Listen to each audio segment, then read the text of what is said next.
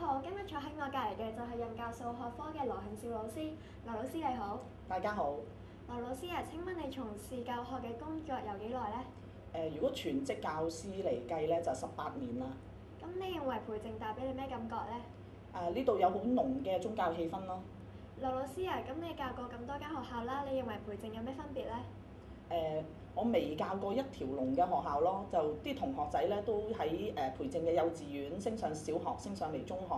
咁大部分嘅同學都係識咗好耐啊，咁啊就未教過咁樣學校，呢間係第一間。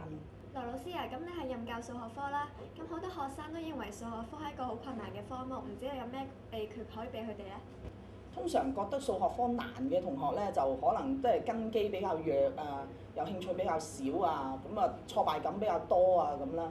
咁我就鼓勵佢哋咧，就多啲做啲基礎啲嘅數，就打好啲個底。基礎嘅數唔怕做嘅，即係重複做多啲練熟佢。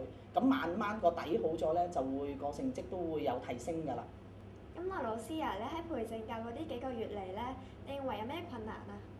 因為課堂嘅節數咧，數學科比較少咧啲節數，咁作為一個主科咧，就上課時間唔係好夠咯，咁啊搞到啲課程好似好緊、好趕急咁咯。